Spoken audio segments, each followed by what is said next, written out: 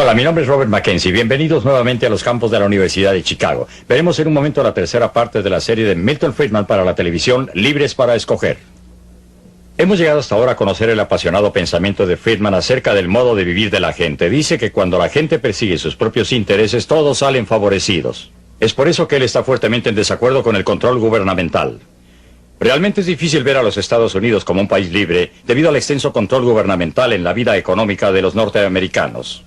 Ahora, en este programa, él nos muestra toda la evolución sufrida desde el colapso de 1929, la depresión de los años 30 y las consecuencias que las dos dejaron.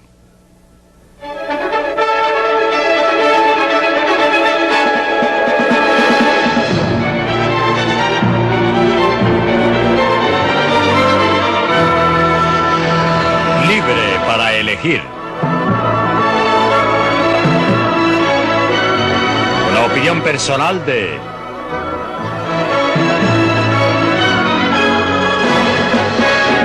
Milton Friedman. Anatomía de la crisis. Nueva York, la calle de Lansing, en el bajo lado oeste. No precisamente una de las vistas más conocidas de la ciudad. Sin embargo, lo que ocurrió en esa calle hace casi 50 años sigue afectándonos a todos hoy día.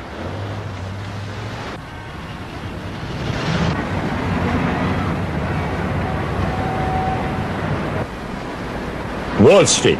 La mayoría sabemos lo que pasó aquí hace 50 años.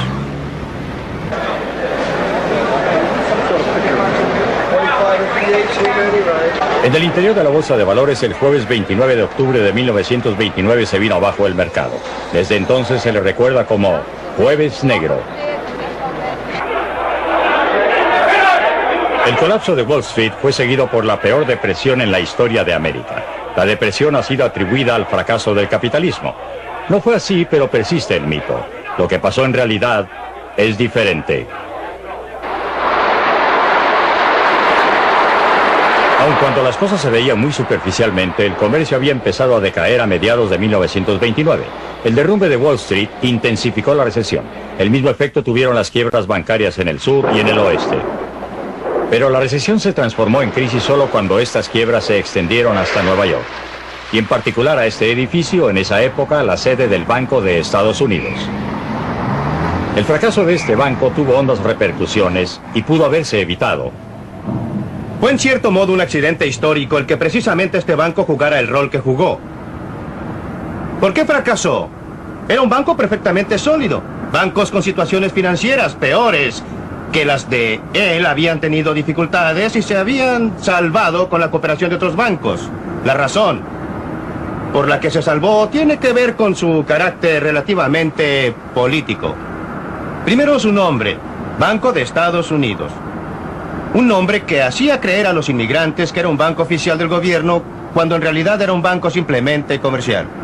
En segundo lugar, sus dueños, judíos. Tanto su nombre como la naturaleza de sus dueños, que atraían a un número tan grande de depositantes de entre los muchos hombres de negocios judíos de la ciudad de Nueva York. También tuvo como consecuencia el alienar a otros banqueros a los que no les gustaban ni las ventajas que le daba el nombre ni la naturaleza de sus dueños. Como resultado, los demás bancos estaban dispuestos a circular rumores que ayudaron a crear un ambiente que llevó a retiros masivos, poniendo al banco en dificultades. Frente a estas dificultades del banco, los otros bancos no prestaron su acostumbrada ayuda para salvarlo. A solo unas cuadras está el Banco Federal de la Reserva de Nueva York. Era aquí donde se podía haber salvado el Banco de Estados Unidos. Se había establecido el sistema de Reserva Federal hacía 17 años, precisamente para prevenir las peores consecuencias de los fracasos bancarios. El Banco Federal de la Reserva de Nueva York, cuyos directores hoy día se reúnen en esta sala, ideó un plan conjuntamente con la Superintendencia de Bancos para el Estado de Nueva York para salvar al Banco de Estados Unidos.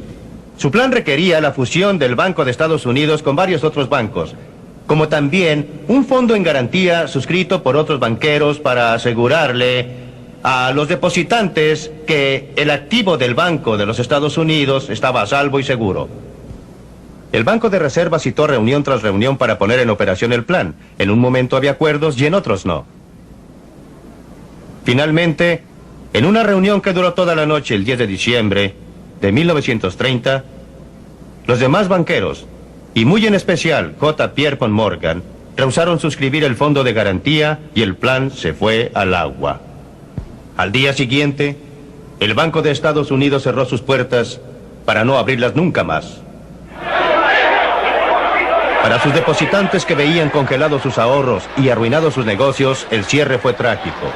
Pero cuando finalmente se liquidó el banco, en los peores años de la depresión, devolvió 92,5 centavos por dólar. De haber cooperado los otros bancos, nadie habría perdido un céntimo.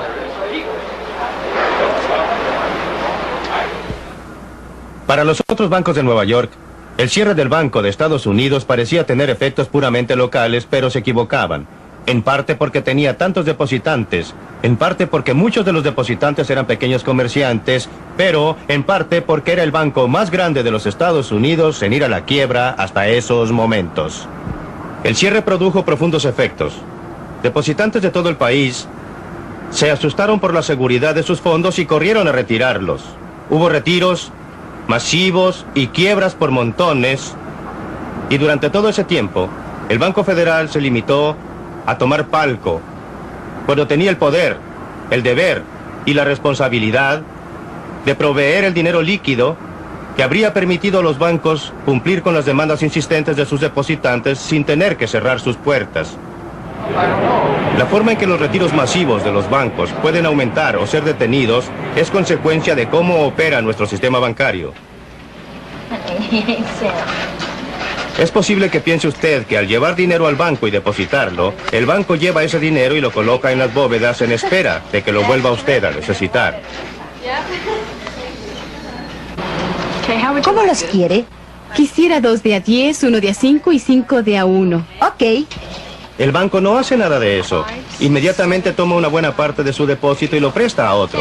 ¿Cómo supone usted que gana el interés para pagar sus gastos o pagarle a usted algo por el uso de su dinero? En realidad, si todos los depositantes de todos los bancos trataran todos a la vez de retirar sus fondos, entonces el efectivo disponible en todos los bancos del país no alcanzaría a cubrir ni la mitad de sus demandas. Para evitar esta situación como esta, para evitar retiros masivos, es indispensable poder contar con una manera de impedir que la gente retire sus fondos o tener una fuente adicional de efectivo. Ese era el propósito del sistema de reserva federal. Proveer efectivo adicional para cubrir las demandas de los depositantes cuando se presentaran retiros masivos. Un ejemplo clásico de cómo este sistema podía funcionar en forma eficaz se puede encontrar a 2,000 millas de Nueva York y cerca del Great Salt Lake en Utah. A comienzos de los años 30, algunos bancos de Salt Lake City y alrededores comenzaron a tener dificultades. Los dueños de uno de estos bancos tuvieron la inteligencia de saber lo que tenían que hacer para mantener abiertos sus bancos y el valor para hacerlo. Cuando los depositantes temerosos insistieron en retirar todo su dinero, una de las tareas de George Eccles era aleccionar a sus cajeros sobre la forma en que debían manejar la situación. Bueno, entonces reunimos al personal y les pedimos que estuvieran en el banco, en sus puestos, a las 8, y que actuaran como si nada hubiera pasado, con una sonrisa en los labios. Si podían. Y yo también. Teníamos 4 ventanillas para ahorros. Y les dijimos que no dejaran por ningún motivo sus ventanillas. Ni para almorzar ni para ninguna otra cosa. Teníamos que tener todas las ventanillas abiertas todo el día. Pero lo importante era que sabíamos que tendríamos una larga cola ahí. Así que no serviría de nada apurarse, porque la cola continuaría. Así es que dijimos, ahora cuando reciban un pedido de retiro y una libreta, verifiquen la firma, aun cuando conozcan a su amigo Juan Soto, con el propósito de ganar tiempo. Entonces, cuando paguen el dinero, no paguemos en billetes de a $100. Vamos a pagar con 5, 10 y 20. Y cuéntelo 2 veces. Y entréguenlo con una sonrisa. El banco sobrevivió la mañana, pero no les quedaba suficiente efectivo. Así que en la tarde le pidieron más al Banco de la Reserva Federal. Así es que la Reserva Federal envió el carro blindado. Un guardia entró con 2 bolsas llenas de efectivo, abriéndose paso entre la multitud. El subgerente Morgan Kraft también entró y Mariner, mi hermano, lo pescó al señor Kraft del brazo y le dijo: ahora súbase a ese mostrador de mármol y dígale a esas personas que ha traído mucho dinero y que hay más en el lugar de donde lo trajimos, y lo hizo. Entonces Mariner se subió y dijo: ahora han escuchado eso, no vamos a cerrar, vamos a permanecer abiertos mientras ustedes necesiten su dinero. Así que no se preocupen. Claro que también teníamos otro banco en la ciudad, lo llamamos y le pedimos que tampoco cerrara. Nos dijo: bien, pero no puedo, no tengo suficiente efectivo. Así que le hicimos un préstamo provisorio por si alguno de nuestros bancos cerraba durante el pánico por retirar. El estado mental del público sería tal que nosotros no lo podríamos detener en nuestro banco. Vendrían todos hasta que sacaran todo su dinero. El banco sobrevivió a los retiros masivos del primer día. Es hora de cambiar de táctica. El segundo día sería muy diferente. Así es que esa tarde reunimos a todos nuestros empleados porque sabíamos que al día siguiente las personas que habían trabajado durante el día y escuchado lo sucedido a la mañana siguiente los tendríamos de nuestro lado. Pensamos que no podíamos permitir que se juntara una multitud en el lobby del edificio. Así es que les dijimos a nuestros cajeros, yo les dije: ahora ustedes paguen este dinero lo más rápido posible para que al entrar la gente no vean una cola. Paguen con billetes de $100 y no dejen que se forme nunca una cola frente a sus ventanillas. Bueno, nunca se formó, y así alrededor del mediodía la gente iba y venía en forma normal. Y el pánico colectivo había terminado. Fue todo cuestión de asegurar al público que podía sacar su dinero. El sistema de la Reserva Federal estaba allí para asegurar que esto fuera así, abasteciendo de dinero a los bancos. ¿Por qué no evitó ese sistema la Gran Depresión de 1929? Porque de 1929 a 1930, después del colapso del mercado de valores, el sistema de la Reserva Federal permitió que la cantidad de circulante disminuyera paulatinamente, asfixiando la estructura monetaria. En diciembre de 1930, la cantidad de circulante había disminuido en 3%, lo que quizá no parezca mucho, pero una economía que está creciendo necesita dinero adicional para impedir la deflación y otros problemas, además. Dado esta asfixia del sistema monetario, lo que pasó después de eso fue más o menos inevitable. Si el Banco de Estados Unidos no hubiese fracasado, otro banco habría sido la víctima. Habría fracasado y habría provocado más retiros masivos. Una vez comenzados, la Reserva Federal pudo haber impedido que tuvieran las consecuencias desastrosas que tuvieron, al acudir en ayuda del sistema bancario en general y creando dinero, proporcionando el efectivo necesario para hacer frente a las demandas. Por lo demás, al momento en que los depositantes empiezan a retirar su dinero de los bancos, hay una tendencia marcada a que la cantidad de circulante caiga. Cada dólar en efectivo que se retira de un banco está respaldando varios dólares en depósitos. La Reserva Federal, de haber intervenido, comprando bonos del gobierno en grandes cantidades, proporcionando efectivo, los depositantes habrían visto que podrían retirar su dinero y no lo seguirían haciendo. Curiosamente, los del Banco de Reserva de Nueva York sabían que esta política era la correcta. Nadie la había propiciado con más énfasis que Benjamin Strong, el primer jefe del banco. En forma trágica para América, murió 2 años antes de la verdadera crisis. Con la muerte de Benjamin Strong, un hombre realmente extraordinario, que no solo dirigió el Banco de Nueva York, pero que fue la figura clave de todo el sistema federal de reserva, comenzó una batalla por el poder entre Nueva York, los otros bancos y el directorio en Washington. Perdió Nueva York. Los otros bancos y aún más el directorio en Washington ganaron. Fue un evento que pasó desapercibido, pero fue el primer paso de ese movimiento masivo de poder hacia Washington que ha dominado nuestras vidas desde entonces. Hoy, este edificio alberga el Departamento del Tesoro de los Estados Unidos. Pero en esa época, el directorio de la Reserva Federal también tenía sus oficinas modestas en algún lugar del mismo edificio. El traslado del poder se concretó pocos años después, cuando el directorio obtuvo su propio y magnífico templo a pocas cuadras de aquí en la Avenida Constitución.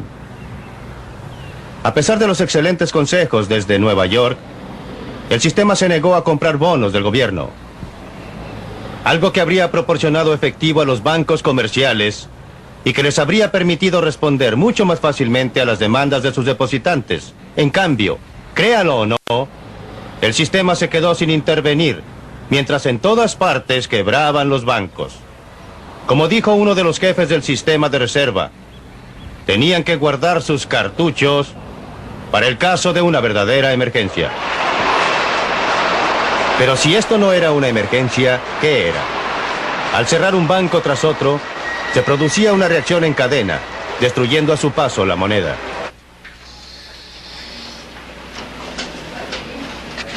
Es un proceso que aún hoy pocos banqueros entienden. Si le pregunta a un banquero individual si él produce dinero, le mirará con estupor. Claro que no, le dirá, yo no produzco dinero, todo lo que hago es aceptar los depósitos de mis clientes. Pongo una parte de ese depósito en las bóvedas como reserva y presto lo demás. No creo dinero.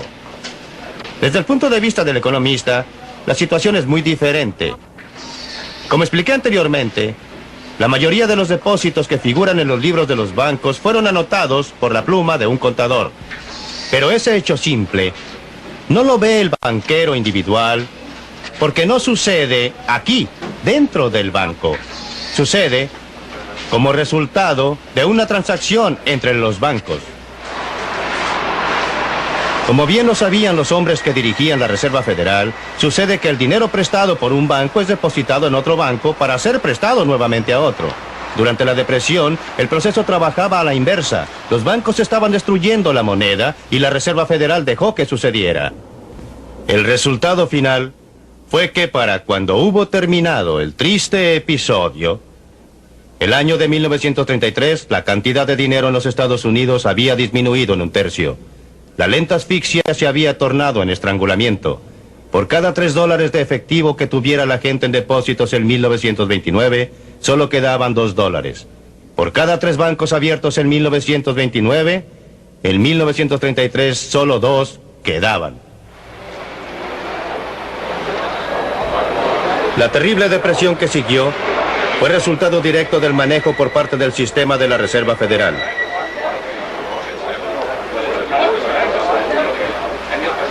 Sus políticas monetarias apagaron cualquier esperanza de una recuperación económica. Peor aún, la depresión americana traspasaría las fronteras debido a lo que está detrás de estas puertas.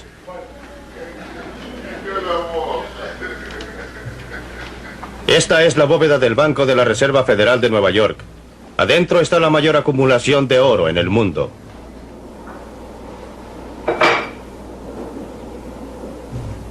Porque en 1929 el mundo se basaba en un patrón oro, estas bóvedas, donde se almacenaba el oro de los Estados Unidos, ofrecen una buena prueba para saber dónde se originó la depresión. De haber empezado la depresión en Europa o en otro lugar del mundo, los Estados Unidos habrían perdido oro. Habría salido del país más oro del que entraba. Si por el contrario, la depresión empezaba en los Estados Unidos, sucedería lo contrario. Habría entrado más oro desde el exterior al sentirse allí los efectos de nuestra depresión. En realidad, eso es exactamente lo que ocurrió. Cuando el sistema monetario internacional se basaba en el oro, las reglas del juego eran estas. El oro en los Estados Unidos debía determinar la cantidad de dinero emitido por la Reserva Federal. A su vez, la cantidad que emitía la Reserva Federal determinaba la cantidad de dinero emitida por los bancos comerciales, que a su vez determinaba la cantidad de dinero que los individuos, comercio e industria podían obtener de los bancos. El resultado, un sistema monetario supuestamente amarrado a la cantidad de oro existente en las bóvedas de los Estados Unidos. Pero en 1930, la Reserva Federal no jugaba de acuerdo a las reglas. Se mantuvo al margen mientras los bancos iban a la quiebra. Y en cada uno que cerraba, disminuía la existencia de efectivo. El comercio y la industria en forma inevitable empezaron a ir a la ruina. Los norteamericanos, ahora más pobres, compraban menos en el extranjero. Gran Bretaña fue uno de los países que se vio afectado, porque al igual que los Estados Unidos, también tenía su estructura monetaria basada en el patrón oro. El problema era que ahora la Gran Bretaña vendería menos al extranjero. Fue cortada la venta de oro, pero no lo suficiente. Bajo las reglas del patrón oro, la Gran Bretaña tendría que pagar la diferencia en oro. Con cada lingote de oro embarcado, disminuía su existencia de dinero. Una depresión que ya había comenzado, empeoró. El oro británico empezó a llegar a Estados Unidos supuestamente para constituir un nuevo incremento de la industria monetaria. Pero no lo quiso así la Reserva Federal y simplemente guardó el oro. ¿Los resultados? Gran Bretaña tuvo dificultades hasta en 1931, cuando dejó el patrón oro, cortando la relación entre la existencia del oro y la existencia de dinero. En los Estados Unidos, que sufría la peor de las depresiones de su historia, había oro de sobra, pero de nada servía. Aun cuando estos hechos pasaron hace 50 años, muchas de nuestras políticas hoy día derivan directamente de ellos. Banqueros centrales en el mundo entero, funcionarios de gobierno en todas partes, le tienen miedo a una nueva Gran Depresión. Por lo mismo se han desplazado en dirección opuesta. En vez del problema de la falta de dinero, enfrentamos el problema del dinero en exceso. Los problemas de la inflación, que nos agobian hoy día, remontan directamente al problema de la deflación, que nos agobió desde 1929 hasta 1933. La gente llegó a creer que el capitalismo de libre mercado había fracasado. Era necesario algo para reemplazarlo. En la Universidad de Cambridge, en Inglaterra, surgió en los años 30 una nueva ortodoxia, una que se ha mantenido fuerte hasta el día de hoy.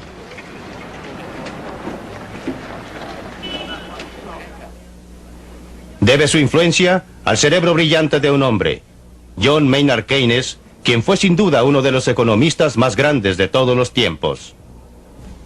Al igual que otros economistas de su generación, vio en la Gran Depresión una paradoja y un desafío. Era una paradoja porque parecía contradecir algunos de los principios fundamentales que los economistas daban por sentado. Keynes encaró el reto, construyendo hipótesis complejas y sofisticadas que no solo explicaban lo que estaba sucediendo, pero que ofrecían una solución, una manera de terminar con la depresión y evitar episodios similares en el futuro.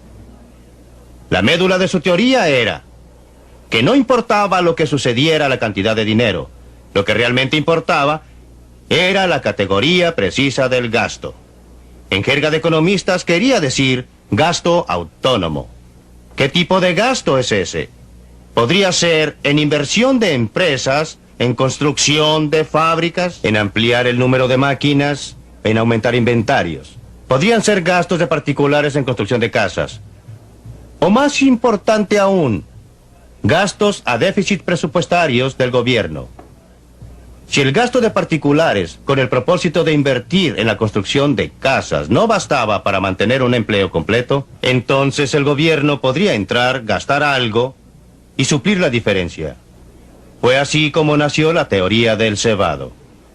Esta teoría fue una bendición para los políticos que habían buscado cualquier pretexto. A lo largo de los años, los políticos han estado muy prontos a gastar. Siempre que no tuvieran que gravar a los ciudadanos con contribuciones, y aquí se presentaba una teoría científica con el más solvente apoyo que justificaba lo que todo el tiempo habían querido hacer. No es de extrañar que el gasto gubernamental aumentara más rápidamente que nunca, o que los déficits presupuestarios hayan sido la orden del día, aún sin la excusa de la guerra a gran escala.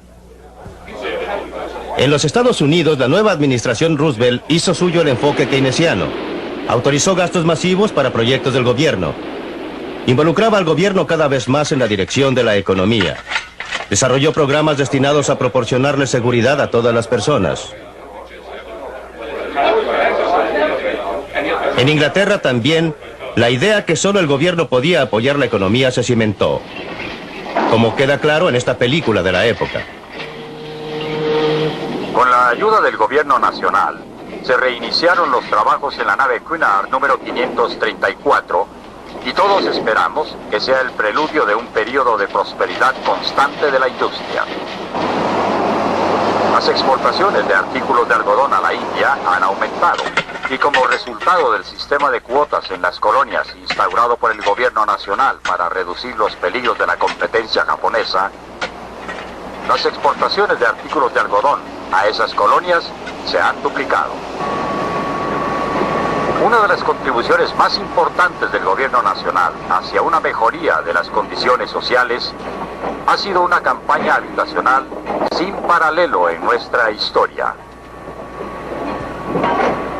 Aun cuando estas medidas habrían sido útiles y realmente necesarias durante los años de la depresión, el extremo al que han sido llevadas desde entonces habría horrorizado a Keynes.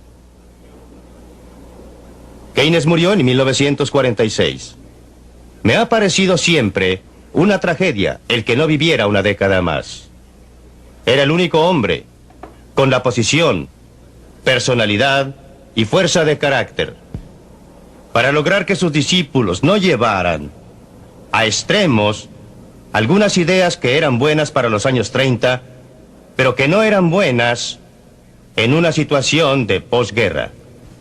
Que esto lo hicieran, lo sugirió en un artículo que escribió justo antes de su muerte, el último artículo que escribiera, publicado después de su muerte.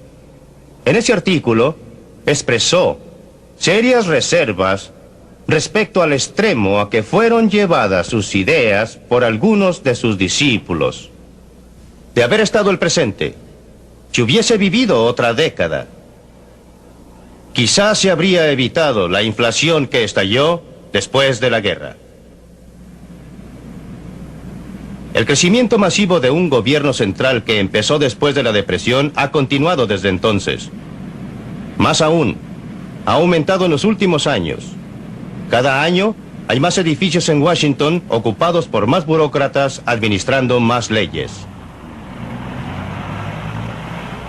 La Gran Depresión convenció al público que la empresa privada era un sistema fundamentalmente inestable, que la depresión representaba el fracaso del capitalismo de libre mercado y que al gobierno le tocaba el papel central de intervenir para estabilizar la economía y proporcionar seguridad a sus ciudadanos. La aceptación general de esta opinión motivó el enorme crecimiento del poder del gobierno que se sucedió en las décadas que siguieron y que sucede aún. Sabemos ahora, y lo sabían entonces muchos economistas, que la verdad sobre la depresión era muy diferente. La depresión se produjo, o al menos empeoró, por políticas monetarias perversas seguidas por las autoridades norteamericanas. Muy lejos de ser un fracaso del capitalismo de libre mercado, la depresión era un fracaso del gobierno.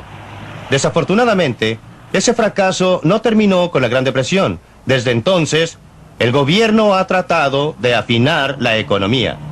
En la práctica, tal como sucedió durante la depresión, lejos de estabilizar, el gobierno ha sido la causa y principal fuente de inestabilidad.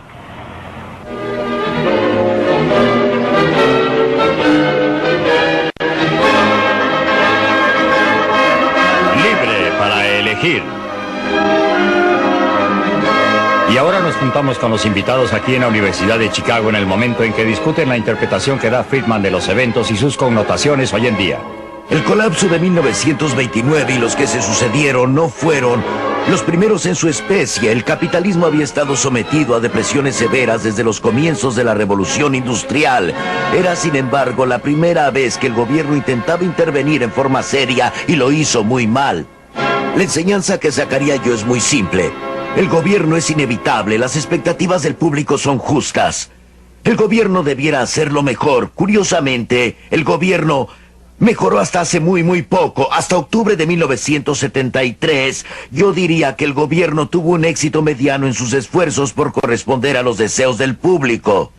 No me arrepiento de ser uno de los proponentes de una intervención del gobierno, una intervención inteligente. Pero yo describiría mucha de la intervención que siguió al gran colapso de 1929 como bastante inteligente. Pero miremos otra vez el argumento de que tal como sucedió durante la depresión, lejos de promover la estabilidad, el gobierno mismo ha sido la mayor fuente de inestabilidad. Yo no creo que haya ninguna estabilidad a este lado del cementerio. Lo que quiero decir es que no creo que importe cuál sistema se emplee, no va a poder mantener un nivel determinado con ningún sistema operado por seres humanos. Los gobiernos de ahora son más grandes y por lo tanto una fuente mayor de influencia tanto para el bien como para el mal. Y pienso, al igual que el señor von Hoffman, que no se puede obtener una estabilidad perfecta dado que van a tener más los gobiernos. Dado que hay funciones legítimas de gobierno, también existen riesgos en tener a un gobierno tan activo como el nuestro, sí. Peter J.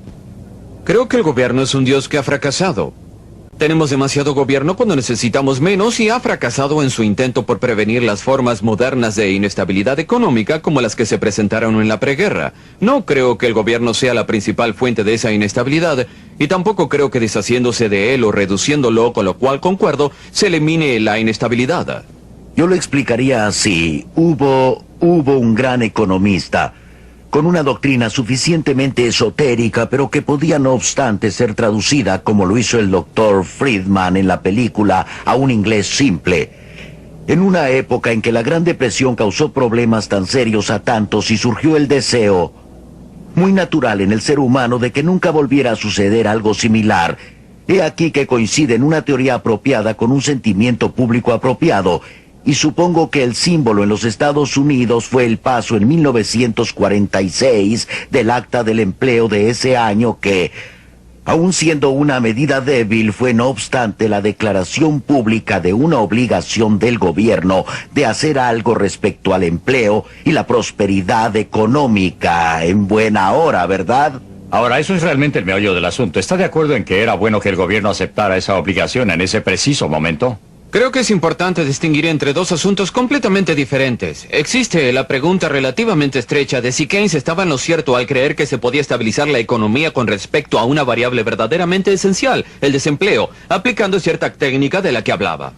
Podríamos pensar ahora que estaba equivocado, pero eso es cuestión aparte de la cuestión filosófica, política amplia, asociada con el socialismo, con los socialdemócratas y muchos otros llamados pensantes de izquierda, de que el deber del gobierno en tanto pueda es preocuparse no solo con la defensa y la ley y el orden y los asuntos tradicionales, pero también con el bienestar social y económico de una sociedad. Ahora eso es una política amplia filosófica. ¿Es eso un desastre como Milton pareció sugerir o fue algo útil y provechoso lo que pasó? Bueno, ese es uno de los grandes, quizá el más grande de todos los debates político-filosóficos sobre si se debe o no se debe creer que una sociedad colectivamente en forma colectiva deba preocuparse de estas cosas y tiene el derecho, habiéndose preocupado por ley y por intermedio del gobierno y otros medios, intentar corregirlos. Bueno, me parece que los norteamericanos desde hace un siglo creen eso. William McKinley utilizó para su candidatura el eslogan de una vianda llena, por lo que la noción de que la prosperidad es responsabilidad del gobierno, que data de 1930, creo que es errónea. Lo que me pregunté después de ver esa película es esto. En 1929 tenemos al hombre que habría podido salvar la situación muerto desde hace 2 años. Y en 1946 tenemos al hombre que la habría podido salvar muriéndose. Así es que la pregunta que hago es, ¿estamos destinados a conocer la respuesta correcta demasiado tarde? ¿Es posible que nuestros... O deberíamos buscar a alguien recién muerto. Exactamente, hurguetear en la morgue. Bueno, usted hizo la pregunta. No, y creo que la pregunta es muy diferente. Y se dirige a la mayor parte de la discusión sobre este punto. Todos buscan al hombre apropiado. Usted dice gobierno. Usted lo mencionó. Esos hombres en ese momento justo, pero un sistema que dependa del hombre apropiado es un mal sistema, porque dependía de que fuera el hombre apropiado el que lo manejara.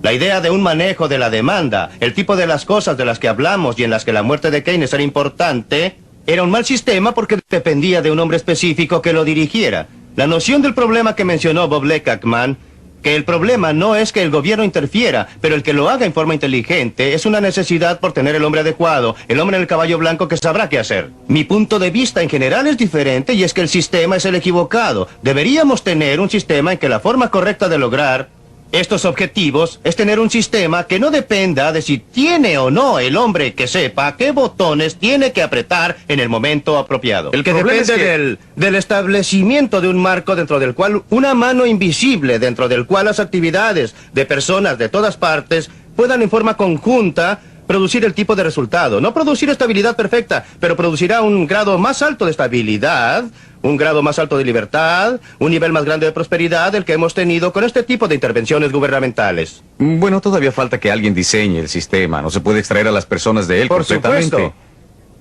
Pero Claro la que cuestión es que los generales siempre pelean la última batalla.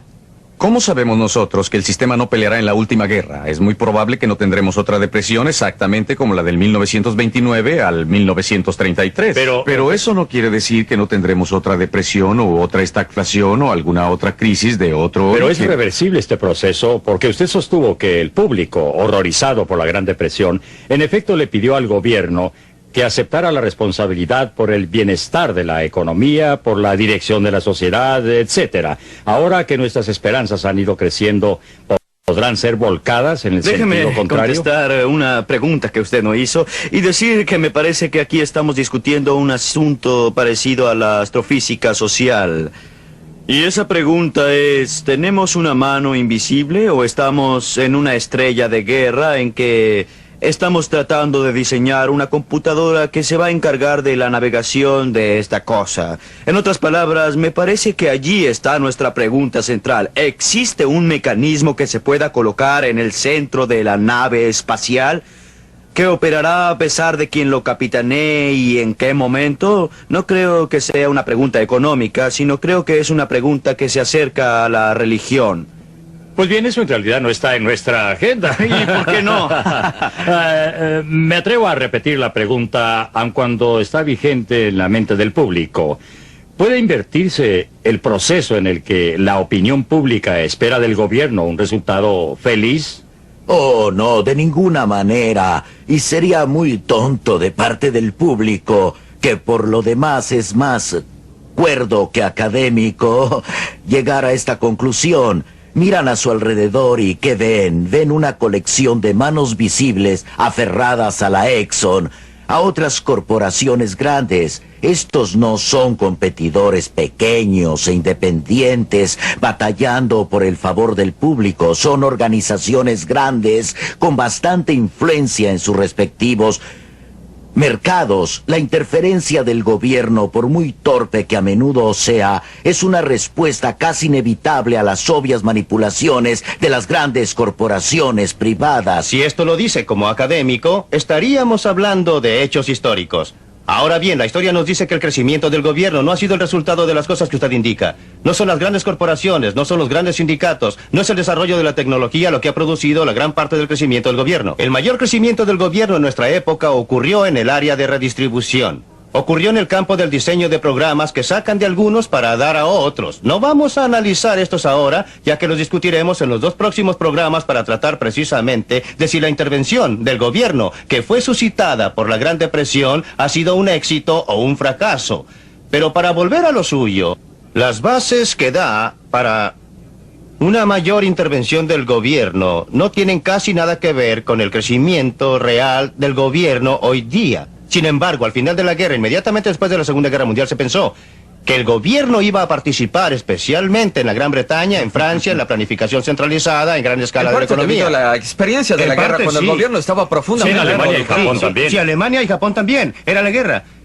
Crearon un mito tal como el que creó la Gran Depresión. O más bien fortaleció el mito de la responsabilidad gubernamental. Sí, pero creó un mito diferente. Este es el tema que no discutimos muy a fondo en la película. Lo hemos discutido en un libro que estamos publicando bajo el mismo título para acompañarlo. Pero el gran mito creado por la guerra fue el mito de que el gobierno era eficiente, y lo era. Ganamos la según guerra. los propósitos de tiempo de guerra, por lo menos en Gran Bretaña y en los Estados Unidos. No fue tan eficiente en Alemania y los países perdedores. ¿Pero por qué fue ese mito? Un mito porque una cosa es que el gobierno planifique y maneje una economía con un solo propósito predominante, un solo objetivo, ganar la guerra. Y es algo muy diferente el que el gobierno maneje la economía para satisfacer los muchos gustos de todos nosotros, de un gran número de personas en un mundo complejo. Y usted pregunta si se puede cambiar la opinión de las personas. Sí. Yo no puedo cambiar sus opiniones, usted no puede, pero la experiencia sí puede cambiarlas. ¿Hay alguien ahora que todavía crea que el gobierno es una forma eficiente de dirigir una empresa industrial? Creo que su pregunta de si puede lograr que el genio vuelva otra vez a la botella es importante. Es indudable que en países democráticos habrá una presión pública expresada a través del proceso político para que se corrija lo que parece estar mal. Lo único que inhibe esta presión es la duda de que se pueda lograr algo. No existe un deseo expresado políticamente de que el gobierno mejore el tiempo, porque es sabido que el gobierno no controla el tiempo. Era algo aceptado por la mayoría en la época del patrón oro, y antes de Keynes que no había nada que pudiera hacer el gobierno por superar los efectos de las depresiones que han ocurrido, desde entonces es generalmente aceptado. Milton quizás opine así, yo también quizás equivocadamente opine así. En fin, la mayoría cree que estos son asuntos manejables ahora y por eso se pide que la inflación no aumente demasiado y así sucesivamente. Guerra a las aspiraciones. Si usted, al igual que Milton, y en esto concuerdo con él, cree que en realidad el gobierno no puede manejar estos problemas y quiere reintroducir el genio en la botella, no lo podrá hacer por medio de las autoridades o sabios o académicos o simplemente diciendo, he aquí un nuevo reglamento, el gobierno no hará nada, no intervendrá, no operará, será simplemente un reglamento monetario. Tendrá que persuadir políticamente al pueblo de que su política forma parte de un sistema que puedan entender y que les permitirá alcanzar sus metas económicas y mínimas y que son básicamente alto porcentajes de empleos y precios estables y una o dos cosas más. Ahora, para poder lograr eso, deberá describir un sistema económico político que de hecho proporcionará ese resultado, y el público no creerá, y con razón a mi entender, que el simple hecho de volver al punto de partida donde creímos estar en 1930 o en 1870, descartando el gobierno y nada más, producirá el resultado deseado, y tiene razón en no creerlo. El tipo de visión cristalina de deshacerse del gobierno que usted está proponiendo, según mi opinión, no es muy consistente, que digamos. No, yo no estoy sugiriendo que no exista gobierno. Yo sugiero la existencia de un gobierno limitado. ¿Cómo lo hace usted? ¿Cómo fija esos que hoy límites? El presupuesto de Hugh, Housing, Education and Welfare, es 1,5 veces el total del presupuesto de defensa. No es ahí donde está el mayor crecimiento del gobierno. De si gastamos demasiado o muy poco en las Fuerzas Armadas es un asunto discutible y sobre el cual no tengo competencia para opinar. Pero no es el filo de la disputa a la que estamos abocados. Ese filo está en todos los demás asuntos que el gobierno se ha echado a cuestas. Sí, pero el asunto es cómo podremos llegar de aquí hacia allá. Persuadiendo al público y haciéndolo en forma gradual. No se puede hacer de la noche a la mañana. Cobb fue un elemento sumamente persuasivo en la eliminación de un sector de intervención del gobierno. El fracaso del gobierno en lograr pleno empleo y precios estables prometidos es otra cosa. Ustedes saben lo que y a quiénes tratamos de engañar. Existe alguien que cree que el gobierno sabe cómo evitar con los medios que utiliza actualmente la inflación o el desempleo. Tenemos una inflación creciente, tenemos desempleo creciente y no solo en los Estados Unidos. Sabemos que este gobierno no... Esperen. Me parece que estamos hablando de por lo menos 4 tipos de intervención gubernamental de distinto grado de popularidad. Uno es la redistribución, mediante el sistema de seguridad social, y mucho de eso es popular. Bienestar es impopular, pero seguridad social es bastante popular. El sistema Medicare tiene una relación mixta, el sistema Medicaid mala fama. Del punto de vista del público, el sistema de redistribución actual tiene cosas buenas y cosas malas. Otro tipo de intervención se refiere al desempleo, 1/3 a precios y 1/4 a reglamentación. Hay ahora un clamor respecto a reglamentación. A mi modo de ver, esto tiene 2 aspectos. En parte algo relacionado con seguridad y en parte con economía. Dudo que el público esté preparado, por ejemplo, a eliminar la administración de alimentos y productos farmacéuticos. Tomemos la forma en que se ha intentado suavizar los ciclos de la economía. Bien, veamos eso. Creo que la manera en que republicanos, demócratas y varias administraciones en Inglaterra y en otras partes lo hicieron, aun cuando fue de manera desordenada entre 1945 y 1973, estuvo bien. El promedio de desempleo durante este periodo bastante largo fue quizás el más bajo de cualquier otro periodo en la historia de la economía. En esto, la inflación no fue un problema persistente. Yo diría en forma muy modesta que la intervención keynesiana, si queremos ponerle nombre, funcionó bastante bien durante toda una generación. Ahora bien, algo que funcione bien durante toda una generación no puede ser completamente malo. De ese hecho y el hecho innegable que las cosas caminan mal ahora, debemos concluir que el tipo keynesiano de reglamentación mixta era el equivocado o inversamente, ¿sí?, que necesitamos más reglamentación. Debo decir que esa es mi conclusión. Usted quiere que las personas apropiadas dirijan a los líderes, pero mire hacia atrás. La memoria tiende a suavizar las cosas y mira detenidamente a ese periodo de 25 años que menciona. No fue un periodo de estabilidad, fue un periodo marcado por la inflación violenta producida por la Guerra de Corea. Fue un periodo marcado por 3 recesiones en el curso aproximadamente de 8 años durante los años 50 y principios de los 60. Fue un periodo de inflación que empezó a un paso lento pero galopaba a fines del 60. Fue un periodo que echó las bases para el tipo de situación en que nos encontramos ahora, en que tenemos más desempleo y más inflación. Bueno, yo no creo que fuera así exactamente. Quiero decir que hubo movimientos, pero no fueron los movimientos de los años 30. Hubo recesión en 1958, sí. Todos estábamos de acuerdo para llamarla recesión entonces, nos preocupamos, etcétera. Pero fue una cosa pequeña, de poca monta. Lo mismo fue verdad para periodos anteriores entre las grandes depresiones. Si toma el periodo entre la Gran Depresión en los Estados Unidos de 1870 y 1890, parece otro periodo igual. Si toma el que existió entre la Gran Depresión de 1890 y la Primera Guerra Mundial, con una pequeña, pero muy pequeña excepción, fue similar a eso. Por lo que tenemos, y este es un hecho histórico, es que, salvo las grandes depresiones, las que están todas relacionadas con colapsos monetarios e intervención gubernamental, en el periodo intermedio, la sociedad ha sido relativamente estable. Entre paréntesis, ¿no habremos llegado al punto en que no necesitemos experimentar nada similar a la Gran Depresión?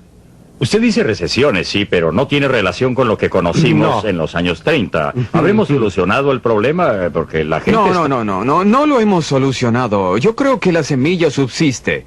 No concuerdo con el profesor Gleckman en que todo fue no lo quisiera malinterpretar, pero funcionó bien hasta 1973 y de repente falló. Me parece que la semilla de la inestabilidad de esta inflación estaba ahí desde antes. Con cada vuelta del ciclo económico, la inflación aumentó velocidad y a cada vuelta el desempleo tendió a aumentar. Pero aquí llego al punto de desacuerdo con el profesor Friedman.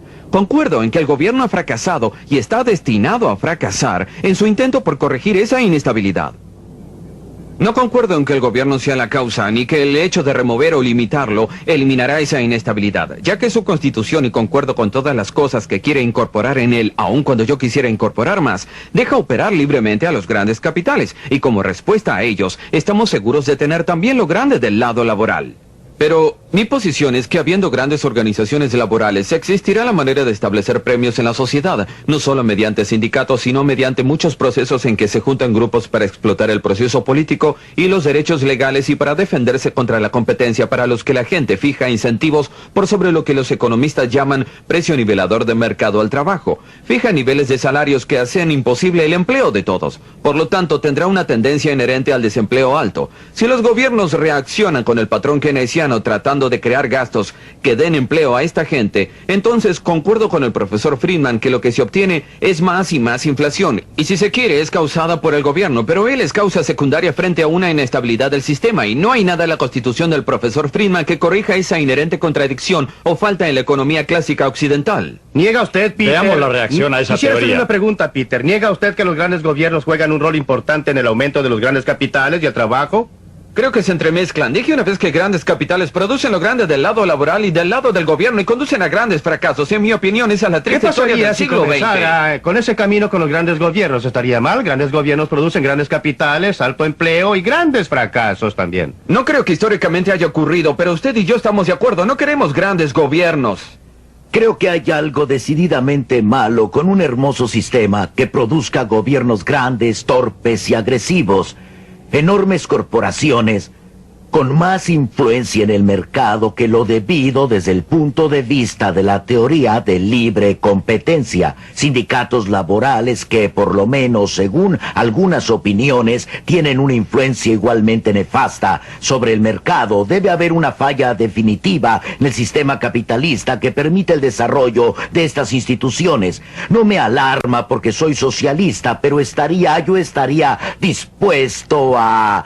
Debe haber algo definitivamente equivocado en la filosofía socialista que permita los extraordinarios, los acontecimientos mucho peores, donde quiera que haya habido un intento efectivo de implantar un socialismo riguroso. La palabra socialismo tiene mucho Pienso que significado. podríamos entrar en una discusión muy seria sobre ese punto. Correcto. Posiblemente ambos tienen razón. Efectivamente. Un capitalismo y un socialismo convencionales como se concibieron en el siglo XX están mal, y polarizar el debate entre estas dos alternativas simples empobrece la verdadera gama de alternativas político-económicas para las sociedades modernas. Pero ¿qué es lo que ha pasado? Una y otra vez, llamado al socialismo tras llamado, este tipo de socialismo, ese tipo de socialismo ha quedado en nada.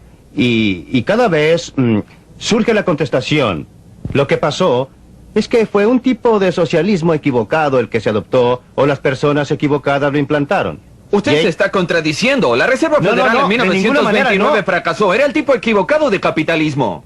Fue el tipo equivocado, de acuerdo, pero lo que estoy diciendo es diferente. Creo que puedo sacar ejemplos de la historia de los sistemas capitalistas en que el gobierno tuvo un rol relativamente limitado. No mi ideal del gobierno, haciendo muchas cosas que no quisiera que hiciera, pero les voy a presentar ejemplos que durante largos periodos de la historia fueron relativamente exitosos, en los que han surgido los mayores logros humanos, no solamente de economía, pero en todos los campos. Es muy difícil encontrar ejemplos pero de usted ahí éxitos está mirando similares hacia atrás. en otros grandes gobiernos. Señor, usted Sí, dijo antes que no le gustaba mirar hacia atrás y ahora lo que parece es que lo está haciendo. No, yo no dije que pero no me fueron gustaba épocas mirar hacia atrás. Lo que dije fue que mirar hacia atrás o hacia Pero adelante tiene importancia no tiene en esta importancia. discusión. Lo que porque queremos como lo es... dijo Bob Leckerman antes, y quiero que lo entienda, señor.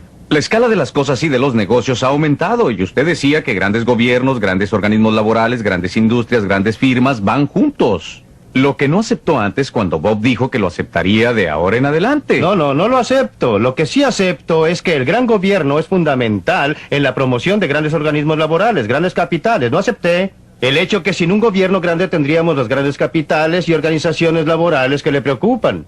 Bueno, no creemos que los grandes capitales surgieron entonces del Pero gobierno. ¿qué es lo que estamos tratando de hacer? ¿Realmente defender al gobierno grande es similar a defender la muerte pero no y los creo impuestos? ¿Cuándo fue la última vez que se topó con alguien que estuviera en favor de gobiernos grandes? Hoy me encontré con Bob Leckerman. Pero eso no quiere decir no indiscriminadamente. Usted está en favor de ciertas funciones. A fin de cuentas, me gano la vida haciendo distinciones, por cierto, no sin base. Von Horman, usted tenía el uso de la palabra. Lo que iba a decir es que creo que la mayoría de nosotros no está en favor del concepto teorizado de un gobierno grande. El punto que me preocupa aquí es cómo, volviendo específicamente a su argumento sobre la política monetaria, cómo lograr, y aceptemos aquí que realmente, más aún diremos que aceptemos toda su teoría, instalemos ese mecanismo. ¿Qué le hace pensar que cuando empiezan las tormentas, las personas que lo dirigen no van a interpretar mal las cosas como lo hicieron en el pasado? ¿Por qué voy a temer? Si pudiera imponer mi voluntad, tendría un mecanismo que no requiere interpretación.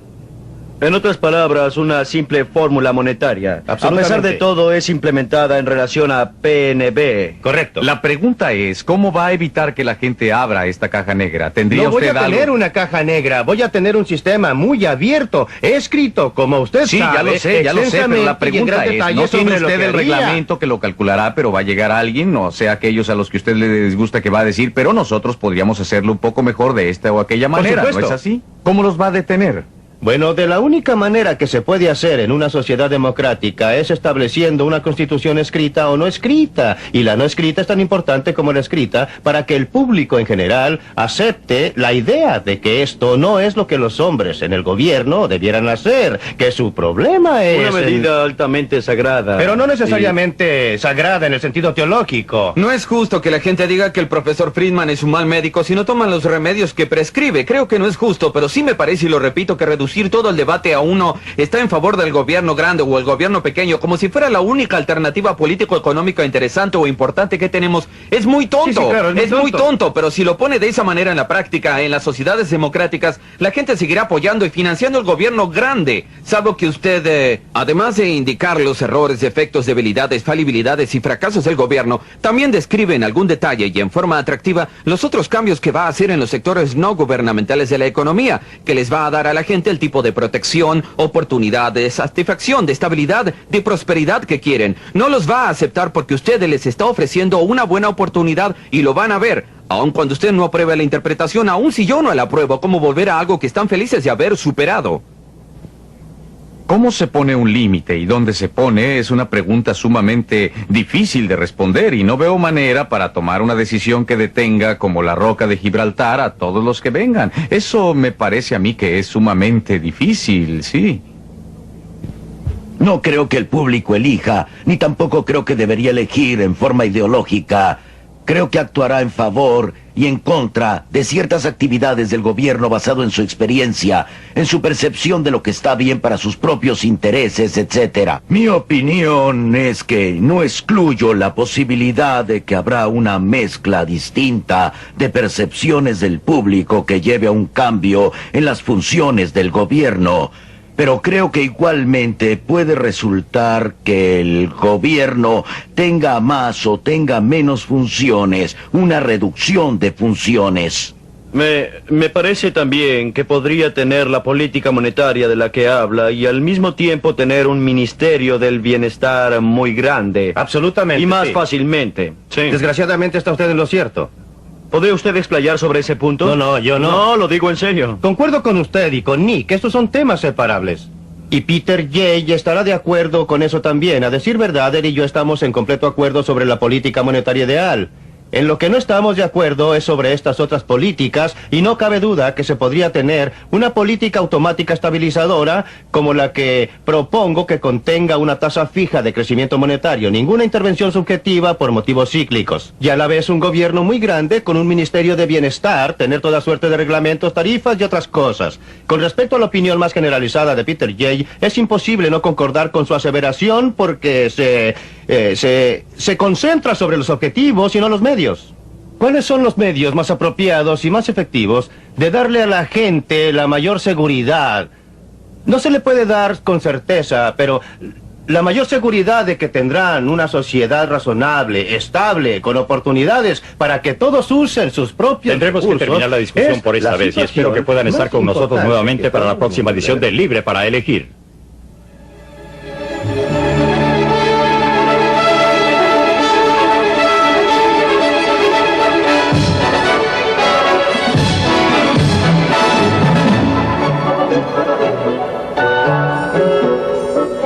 En la próxima edición, ¿es realmente el sistema de asistencia pública una ayuda al pobre y necesitado o por el contrario es solo un escandaloso despilfarro del dinero de los contribuyentes? ¿Es el HEW un instrumento de compasión y caridad o es el resultado de una superpoblada burocracia? No se pierda la cuarta parte de Libre para Elegir.